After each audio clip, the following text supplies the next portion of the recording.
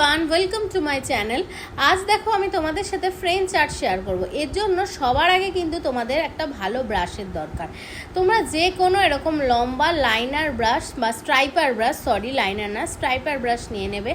নিয়ে দেখো এরকম একটা বেস কালার প্রথমে পরিয়ে নেবে, তারপরে যে কালারটা দিয়ে ফ্রেঞ্চ করবে সেটা তোমরা ইউ ফ্রেঞ্চও করতে পারো বা ভি ফ্রেঞ্চ করতে পারো। আমি এখানে দেখো ইউ ফ্রেঞ্চ করছি যেহেতু আলমন্ড শেপ। তো দেখো এখানে আমি কিভাবে করছি, এবং এইভাবে যদি সরু লম্বা স্ট্রাইপার ব্রাশ দিয়ে করো তাহলে কিন্তু খুব ইজিলি আমার মনে হয় তোমরা করে ফেলতে পারবে। তো দেখতেই পাচ্ছ এখানে আস্তে আস্তে কিন্তু আমি প্রথমে সরু থেকে শুরু করেছি এবং তারপরে আস্তে আস্তে একটু ওপরের দিকে উঠছি। একবারই প্রথমে ওপর থেকে স্ট্রোক দিলে কিন্তু পরে যদি সেটাকে তুমি রাউন্ড শেপ করতে যাও আস্তে আস্তে কিন্তু একটু মোটাই হয়ে যায়। তো দেখতেই পাচ্ছ এখানে ফ্রেঞ্চটা কতটা সুন্দর লাগছে। এরপরে কিন্তু আমি এটাকে কিওর করে আবার এটার ওপর ডবল কোট দেবো, তাতে আরও প্রমিনেন্ট হয়ে যাবে ফ্রেঞ্চটা।